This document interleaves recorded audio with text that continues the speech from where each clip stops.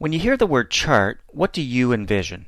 I only ask because there are so many different kinds of charts. You've got organizational charts, bar charts, pie charts, line charts, area, surface, bubble, radar, scatter, stock, and more. And guess what? Word makes it possible to create every one of these charts I just mentioned.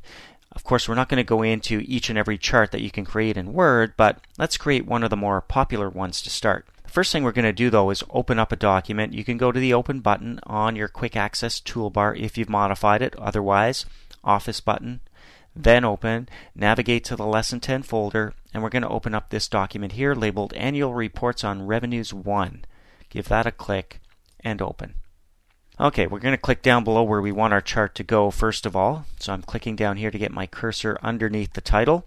Perfect. And if I look at the title of this document, it seems to be a good candidate for a bar chart, also called a bar graph or a column style chart. Now the terms that are used in Word could vary slightly from what you're used to, but we're going to be using our chart to show a graphical representation of quarterly revenues for the year. So we want to insert something. We go to the Insert tab on our ribbon. Over here in the Illustrations group is where we find Chart. So when we click that, the Insert Chart dialog shows up, and look at all of our choices down the left-hand side. Column is selected, and column is a bar chart that has vertical bars. Because a little further down the list you'll see that we do have a bar option, but when I click on it, you can see that row under bar is horizontal bars only. We've got area, there's our scatter, stock, surface, donut. There's all kinds to choose from.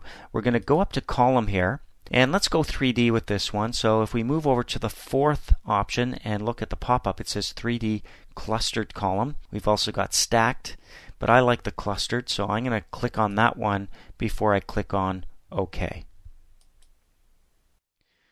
Alright, right away in the background here on my page, you can see a chart is drawn. And the screen is split into two here to display the sample data in an Excel worksheet. And this is what we're going to edit. So this screen here contains all of our data. Well, first of all, I don't think we need that many rows and columns. So you'll notice that around the outside of columns A through D and all the way down to row 5, we've got this border.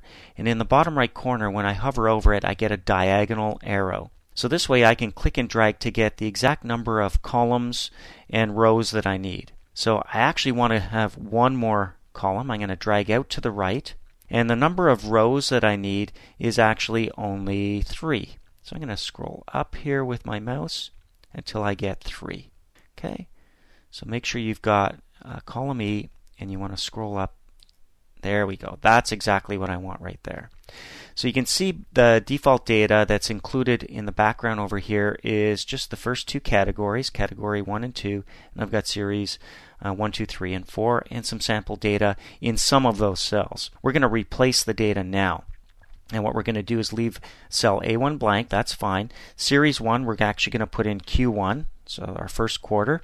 Tab, with the tab key over, to put in, you guessed it, Q2, and we want Q3, and we also want Q4 in there. Okay, I'm just going to move down and over to the left using my cursor keys on the keyboard. Category 1, I'm going to change it to sales. I'm going to hit my down arrow to move down to where it says Category 2 and type in services. Okay, now all I need is some numbers, so I'm going to type in 1.2. This is going to be in millions of dollars. I'm going to tab across. That's going to be 1.45. Let's put in 1.5. You can see it's getting a little bit better with each quarter, 1.77. I'm going to move down and over. Next to services, let's put in 0.8. We'll tab over 0.95, a couple more to go, 1.05, and this is just so we have some sample data to look at in our chart. Okay.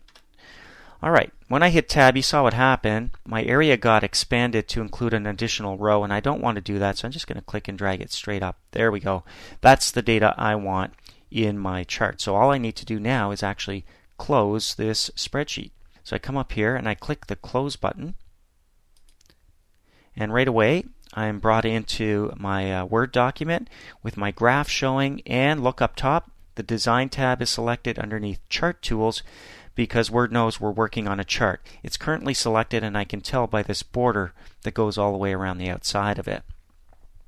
Okay, This is kind of handy because we can simply change our chart styles now quickly if we wanted to by hovering over some of the selections here and selecting the one that we like best. And this color over here, this color scheme for Style 4, kind of goes with the theme of our Eat Cake company. So I'm going to give it a click to see what that looks like. Look at that. That's perfect right there. Alright, to deselect my chart, I just click anywhere in the document outside of it. And you can see it does have a thin border going partway around it.